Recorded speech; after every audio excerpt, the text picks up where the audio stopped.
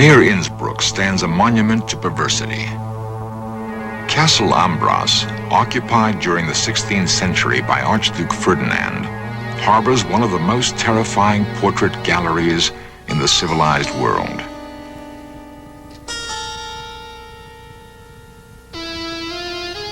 Painted from life, these grotesqueries reflect the offbeat tastes of the collector. In this gallery of the bizarre are images of those maimed in battle or deformed by nature.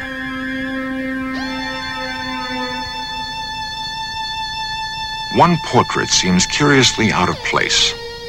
It's that of a king who ruled not in Austria, but in a land to the east, now called Romania. His brutality earned him the nickname Vlad the Impaler. His real name was Vlad Dracula. Centuries later, Dracula's name and the land he lived in would be used to create a character so unredeemed by human qualities that we still recoil in fascination at his fiendish exploits.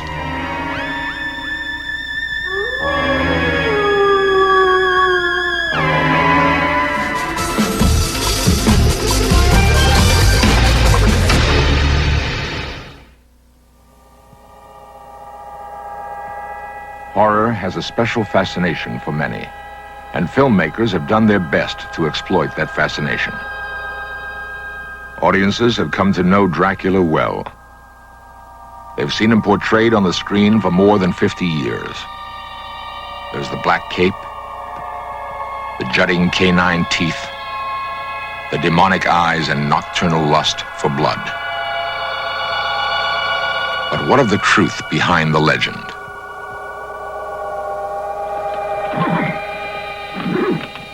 Romania is a land rich in romantic folklore and legends. The tale of the evil Count Dracula is not one of them. The rugged mountains and hidden valleys breed their own mythology. Called Romania's Olympus, Mount Ceflau rises nearly 6,000 feet in the Carpathian Mountains. In pre-Christian times, it was believed to be the home of the gods. Each year, even now, on the first Sunday of August, a pagan ritual is reenacted. Thousands gather by torchlight on Ceflau's shadowy summit to celebrate friendship and love and the renewal of life. During the rest of the year, Ceflau yields its mysteries to few men.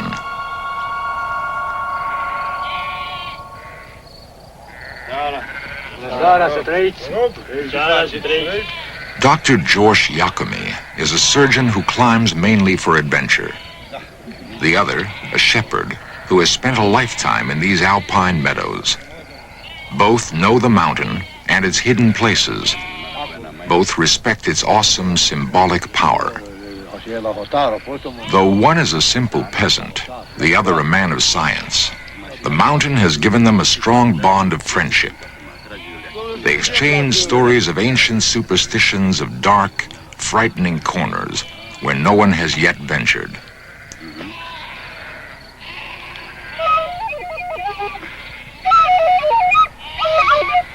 The music seems to recall a distant time in these mountains when ghosts inhabited Ceflau. Legends tell of a 15th century nobleman named Budu who loved the king's daughter, Anna.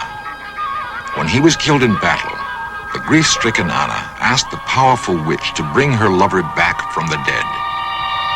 The witch raised Budu from his grave, but as a ghost. While passing over Ceflau, Budu's ghost was struck by the rising sun, turning him into rock. Till this day, on Ceflau's brooding summit, there is a stone megalith known as Budu's Tower. In the nightmare world of superstition and fear, it often becomes difficult to separate fact from fiction. The familiar story of Dracula is a case in point. Since its publication in 1897, Bram Stoker's classic novel of Gothic horror has been read or performed almost continuously. Yet few are aware that the character was based on a real prince of darkness, whose deeds are perhaps more shocking and more terrifying than those of the fictional vampire. Transylvania, stronghold of legend. A place dimly recalled from horror movies as a dark, forbidding region cloaked in superstition and terror. Here, according to popular myth, live the undead, the dreaded vampires who thrive on human blood. Dracula, written by Bram Stoker, perpetuated one myth that has endured for nearly a century.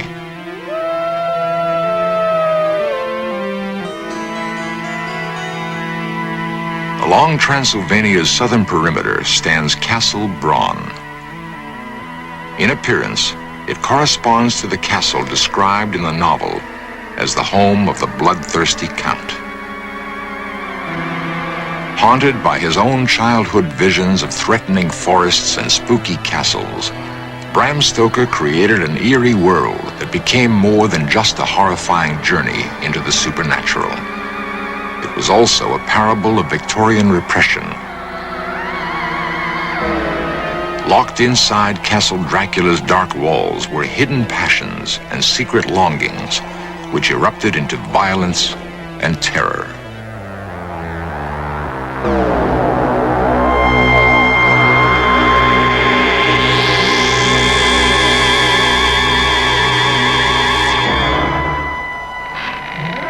The German film classic Nosferatu comes closer to capturing the mood of the original novel than the later interpretation of Bela Lugosi. In the book, the hero Jonathan Harker describes his first encounter with Dracula. Holding out his hand, he grasped mine with a strength which made me wince, an effect which was not lessened by the fact that it seemed as cold as ice. Taking Transylvania, a remote place he'd heard of but never seen, as his setting, Stoker evoked chilling images of the living dead.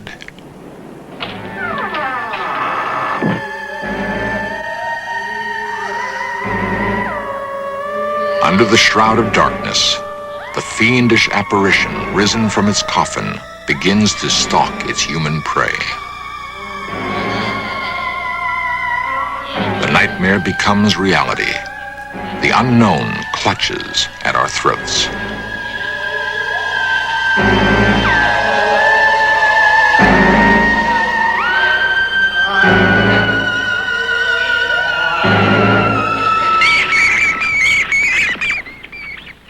The shrieking of the vampire bat evokes the horror of Dracula.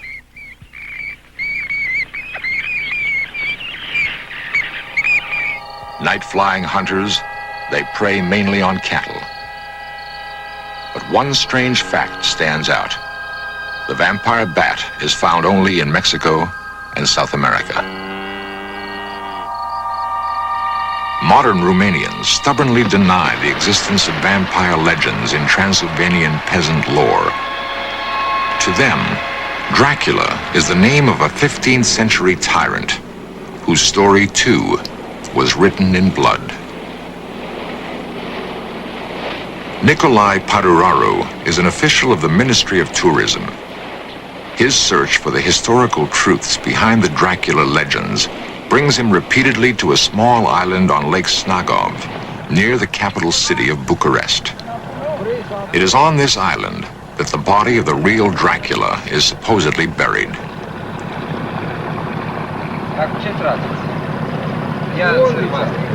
Nicolae knows the island's history and its few inhabitants intimately. A product of Romania's socialist present, he is fascinated by his nation's turbulent past.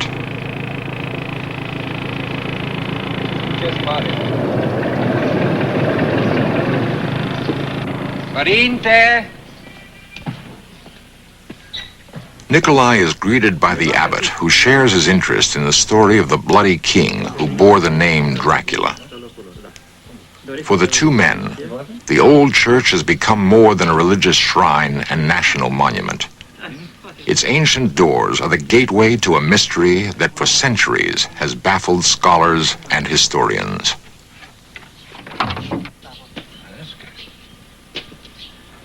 Superstitious romantics have speculated that any robber entering the church would be met by Dracula's ghost, rising in vengeance from its grave. And this, they say, is why he lies buried just inside the door. A more logical explanation was forwarded by archaeologist Dino Rossetti, who uncovered the burial site in the early 30s. The decapitated body was placed in an unmarked grave to prevent vandalism. Saints and kings have begun to fade silently from Snagov's walls. The monastery enjoyed the protection of Vlad Dracula during the 15th century. But when one of the priests dared challenge the king's decisions, he was put to death, slowly and painfully. The torturous method of execution favored by the king was so barbarous, his own countrymen branded him Vlad the Impaler. In Romanian, Vlad Țepeș.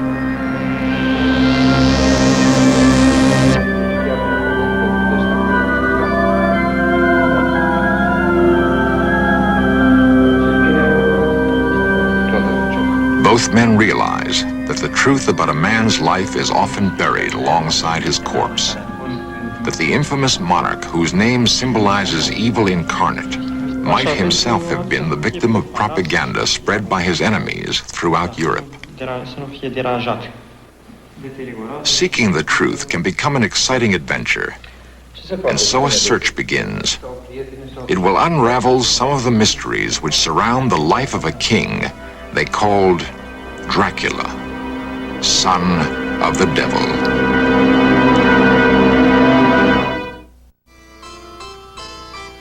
Transylvania, the heart of Dracula country.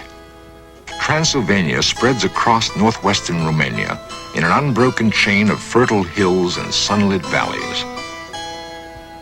Here, the princes of Wallachia sought refuge from fierce Muslim warriors who burned their villages, raped their land, and punished captives by mercilessly driving stakes through their bodies. From the Turks, a young Wallachian prince named Dracula would learn all about impalement.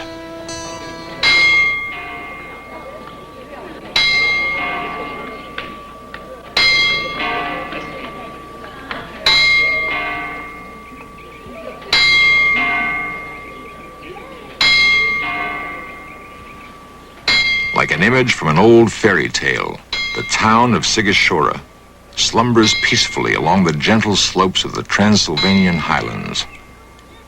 Unchanged since the Middle Ages, Sighișoara was once a bastion of Germanic military might and commercial enterprise. In this house, in 1431, a son was born to the fearsome Prince Vlad Dracul, the dragon. The boy was called Dracula, son of the dragon. A coin bearing the family emblem is one of the few remaining artifacts from Dracula's reign. The symbol of the dragon reinforced Vlad's image as a fearless Christian crusader. As his notoriety grew, the name Dracula took on new meaning. Dragon would be increasingly interpreted as devil. Vlad belonged to an age of brutality. The Renaissance, which saw the rebirth of art and learning, also bred new tyrannies, unspeakable torture, and oppression. To understand Vlad's cruelty, we must also understand his world. The nunnery at Sucevița was originally a fortified monastery, protected by walls 20 feet high and 10 feet thick. The traditional woodblock, summoning nuns and monks to prayer, may at one time have also been a summons to battle.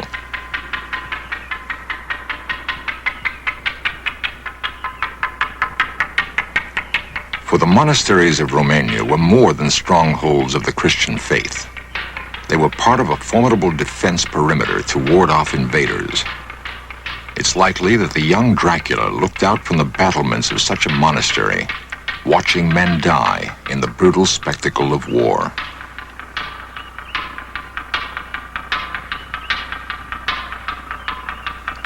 Steeped in the teachings of the Eastern Orthodox Church, Vlad Dracula surely must have developed strong, simple notions of good and evil, of reward and retribution.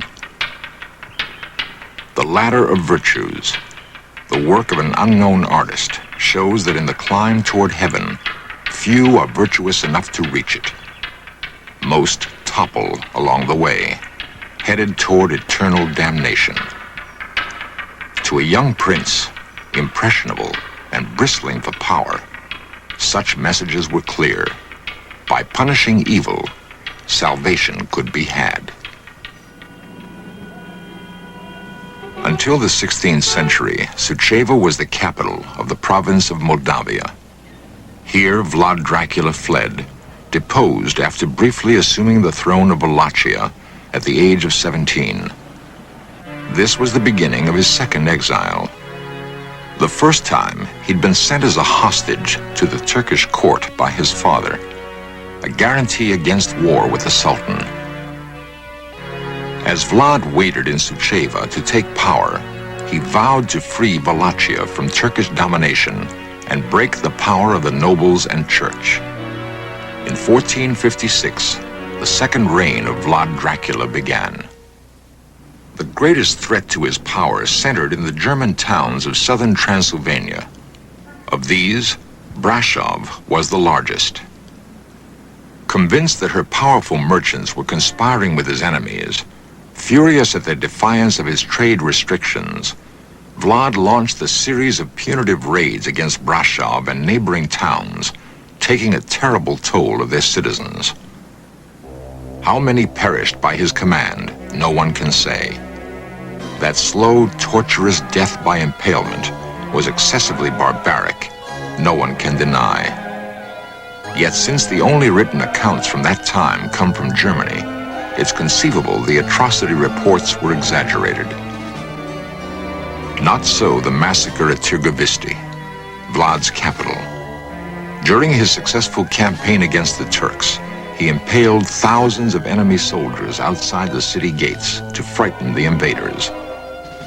He would be known now for all time as Vlad the Impaler.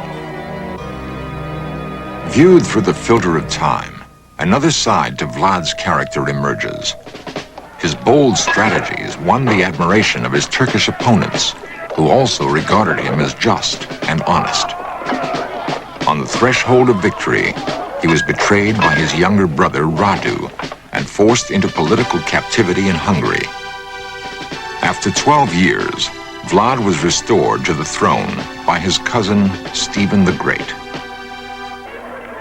Faces from the present. A few among the 1.5 million who live in Bucharest, Romania's bustling capital. In their city, Vlad the Impaler made his last stand. Not far from the center of Bucharest, with its huge outdoor markets, are archaeological remnants of its past. Layers of history, stripped away, reveal fortifications dating back to the 13th century. Below ground level, there has been unearthed a portion of the original castle built by Vlad Dracula. It was in these haunted surroundings that Dracula planned his last campaign against the Turks.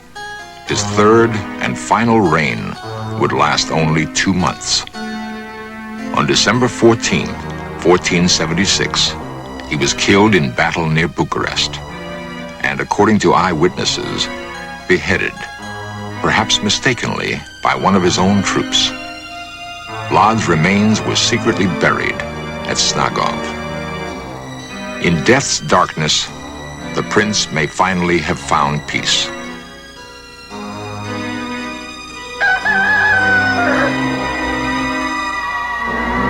If some light has been shed on the truth during this search for Dracula, it doesn't mean that belief in vampires will be dispelled.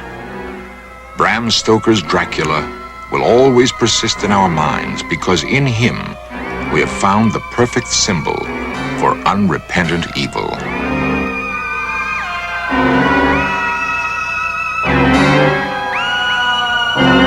In Nosferatu, Dracula is destroyed by the daylight, dissolving in a puff of smoke. but many would prefer to feel he can still be found, lurking somewhere in the mist-shrouded mountains of Transylvania. Beneath storybook towers, the old Transylvanian city of Sigashora seems untouched by time.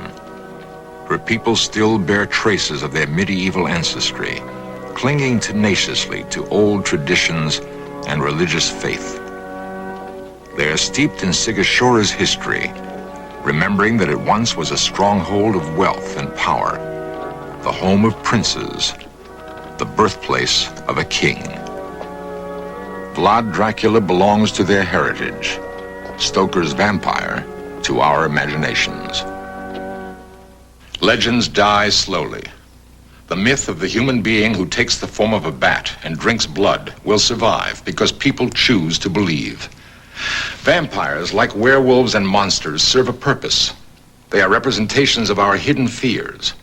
By conquering these nightmare creatures, we purge ourselves of our darkest thoughts, and in so doing, reclaim the human spirit.